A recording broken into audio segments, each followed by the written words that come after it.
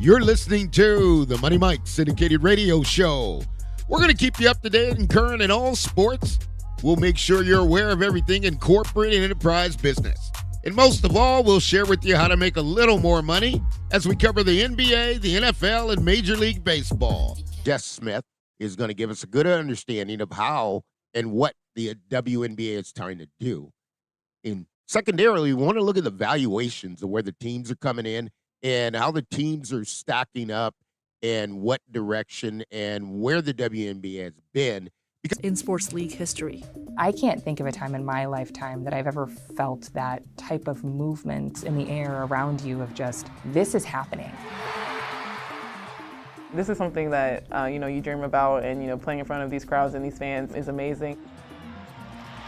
The team evaluations have moved from $140 million, Las Vegas Aces, you moved down to $55 million to the Atlanta Dream, but that's rapidly changing. And Raiders' Mark Davis is involved. The NFL is involved. Cross sports, you have everyone's involved now in the WNBA. And take a look at this chart right here. It shows the WNBA team valuations as of June 2024. The Las Vegas Aces, the reigning champions, are valued at $140 million. Just 3 years ago, the team was bought for $2 million. They won the championship the next year, in 2022, but that's beside the point. The New York Liberty are valued at $130 million. In 2019, the team was reportedly sold for $10 million to Alibaba co-founder Joe Tsai. The team made $2 million in ticket revenue in just one game this season, the most ever of any WNBA team. Elected officials, corporate, private equity, everybody like, how do I get into the WNBA and how do I invest? And can I have an expansion team or can I invest in a current team? Different owners. You got a New York Liberty owner. He has a separate way that he wants to look at it. You got Clark comes in, and it's going to change the attendance. And everything is rapidly moving at rapid pace. You got Cathy. Englebert is sitting there with the line of investors. A line of investors is what Cathy Englebert has to do. And the line is long. The line used to be really short. Now the line of investors is super long. Caitlinclark comes in, right? And you got Caitlin that comes in. And what does Caitlin do? I mean, Caitlin signs a huge deal. Caitlinclark signed a $28 million Nike deal before she had even played a professional game. She has also signed with Wilson, the first basketball player to do so since Michael Jordan in 1984.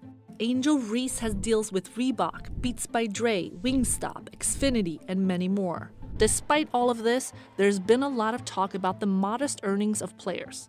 Clark's base salary this year is about $76,000. Breanna Stewart, the reigning league MVP or most valuable player, is earning $205,000. Sure, they can both make more through bonuses or marketing opportunities with the league and can make millions in sponsorship deals. But lots of other athletes get these deals too and still receive a higher salary. For example, this year's #1 NBA draft pick will earn a $12.6 million salary before sponsorship deals. You look at the salaries. And when you look at the salaries of what the NBA players make, and now you look at what the WNBA players, there's a big disparity, okay? So you're talking about equality for women, you're talking about equal pay, and that's what Cathy Englebert's talking about. She's trying to just really go out there, and it's a tough negotiation, but now you've got Caitlinclark's come in, and negotiations change. So you look. The comparisons to men's leagues are always tough for a league that's only 28 years old. The NBA is 78 years old. We've got players making significant endorsements who had 0 endorsements back in 2019 when I joined this league. They wouldn't have any of those opportunities if they didn't have this league to play in. It's easy to look at other leagues and see the multi-million dollars that these folks are getting. We're going to be there one day. It's just continuing the positive progress that we've made and make sure that the sustainability of this league for the future generations is still going to be there. The league's biggest challenge now is making its business model work while players are negotiating for a bigger slice of the pie. A monumental $2.2 billion TV rights deal with Disney, Amazon Prime, and NBC Universal starting in 2026 could change everything. And the Stephanie White, Connecticut Sun. I mean, this has been a 28-year battle, okay? And now they're finally getting an opportunity where it makes sense, where it actually can do good for the WNBA. And that's something that you have to say to yourself, wow, how did we get here so fast? And now the revenue's coming in so fast. You can see you got $2 billion, $3 billion, $4 billion. I mean, you got Disney, you got Amazon, okay? You've got so many more that want to come into the WNBA. And what Cathy Englebert is doing, she's circling the wagons because guess what? Prior to this, the WNBA was getting told no. And now you got people calling her back or going, I can't get to Cathy. How can I get to Cathy? Because the price tag has went up, okay? And now the negotiation is allowing the WNBA to stand on its own. Now, The question is, will it be enough?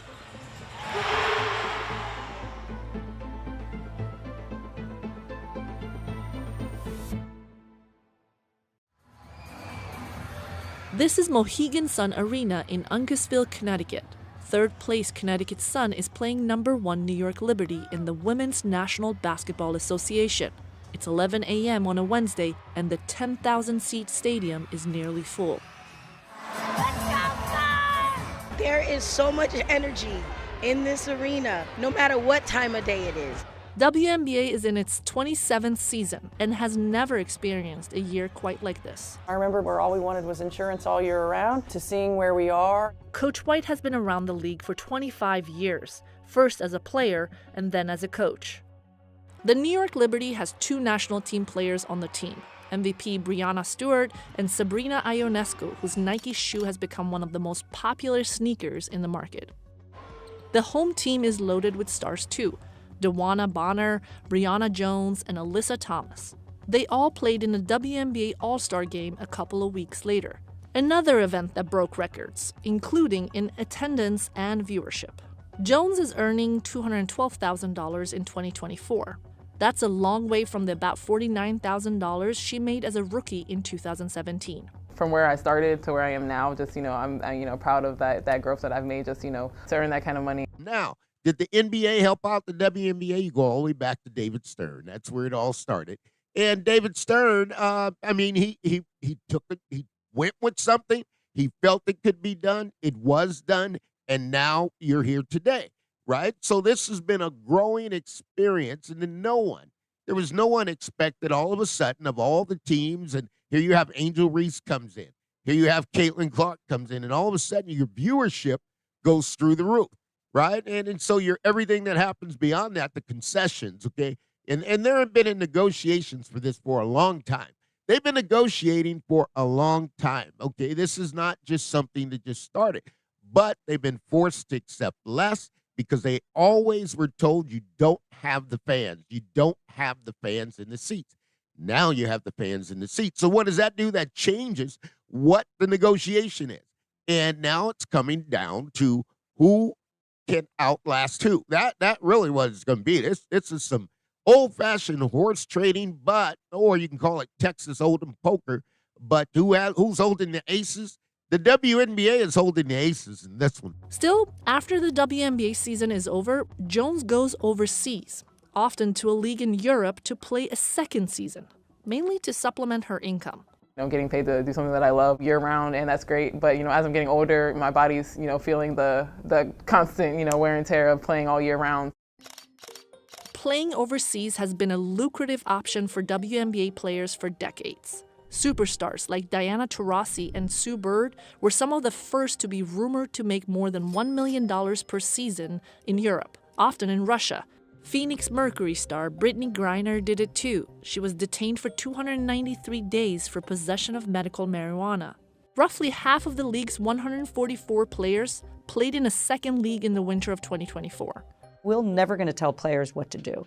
Never going to tell them not to go overseas if that's what they want to do for them and their family. But, if you look at the 10, 11, 12th player on the bench who doesn't get a lot of playing time in the WNBA, wants to make a roster the following year, they probably need to go play in the offseason in some league. Playing an entire year without a break is very strenuous on the body and can increase the risk for serious injuries. That ultimately shortens a player's career. On top of it, the WNBA training camp starts at the end of April, but some European leagues aren't finished by then. This year, a highly debated prioritization rule kicked in, If a player missed any time with their WNBA team, they're ineligible for the season and forfeit their salary. Yet David Stern, one of the game changers in women's basketball. Michael Jordan's come in, made the shoe popular. You have this. You're going all the way back. You look at the players who played in the history of the WNBA, and that's something that needs to be brought out. Lisa Leslie, Ruther Belton. You've got everybody's here. You've got the owners. And now you're looking at it, well, you got to cross because some of the owners in the WNBA are owners in the NBA. So this one here was shocking because when you look at the number of owners, and here's why I was shocked, because you have the NBA, which is a separate entity, which has been funding. So that means the NBA players have been funding the WNBA. And then you have the investors. Those are owners who say, I'll invest and I'll come in. I mean, who knows what the acquisition at that time might have been $1. Okay, it might have been $1. Don't worry about the acquisition. Just pay for the expenses to get a team in there. So this is where Cathy Englebert, and it's a long-standing situation that now has come to fruition. The women are saying, stop. We got this. We're not looking to be overran. We're not looking to be bullied. We're not looking to be told what to do. If you're trying to build a legitimate sports media entertainment property and players aren't there for the first month, I mean, the owners saw that. This happened well before I came in the door here.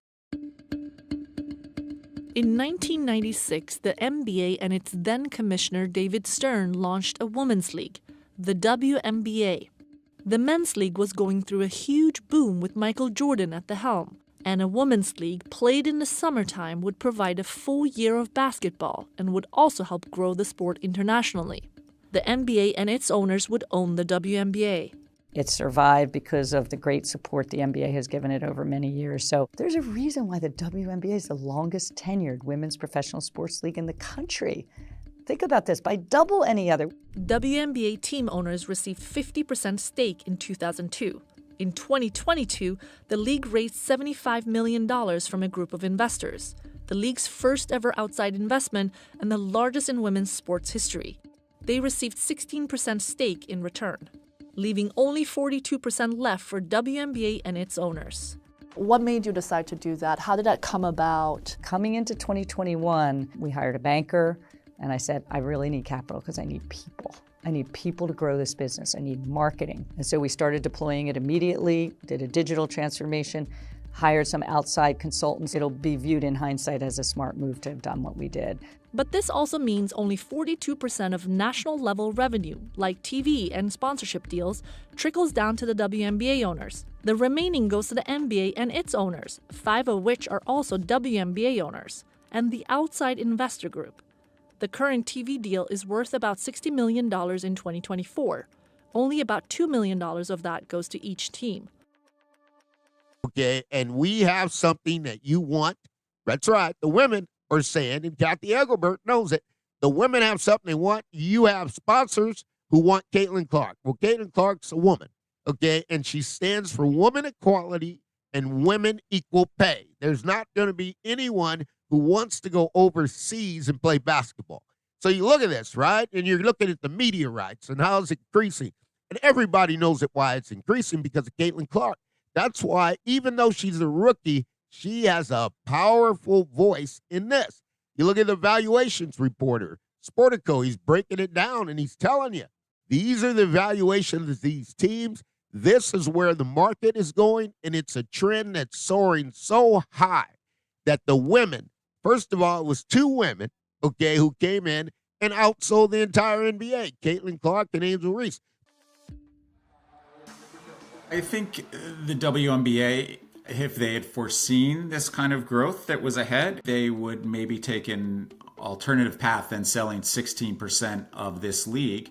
The WNBA will tell you that the $75 million of capital that came into the league allowed them to take advantage of this incredible moment in time they had by beefing up marketing staff, increasing headcount across the board. Local revenue, on the other hand, from tickets to parking to concessions to local media rights, are kept with each individual team. Really, they need to make their money on the local level. And there's a huge disparity in from the top to the bottom, much more so than you see in the other sports leagues. In 2024, the WNBA is estimated to bring in $200 million in revenue. Just for comparison, the NBA is expected to earn $13 billion. The WNBA has historically lost around $10 million per season. Some estimates have said that the league is going to lose about $50 million. Is there a scenario that you will try to raise more money right now? Probably not. We probably don't need to raise capital like we did back in when I came in 2020, started assessing raising capital. But I think it's more about the impact we're able to have on bringing in corporate partners at valuations that are worthy of now our viewership, our attendance. And I think corporates are seeing that, wow, if I want to get with a consumer brand and a growth property, and I want to get to women and women of color, we're 80% women of color, WNBA might be a place where I would allocate my discretionary capital. I'm not sure if we didn't raise that capital, I'm not sure we would have been ready for this moment. They're going to need to write an AI software program to calculate the WNBA revenue. That's what's got to happen now. You got to have an AI software to calculate the WNBA revenue because there's revenue that could be missing, but the tag of the price is high. And I'll tell you, you got AT&T leading the way. Okay. You're listening to the Money Mike syndicated radio show. We're going to keep you up to date and current in all sports. We'll make sure you're aware of everything in corporate and enterprise business. And most of all, we'll share with you how to make a little more money as we cover the NBA, the NFL, and Major League Baseball. AT&T has always been a supporter of women. Actually, women run AT&T.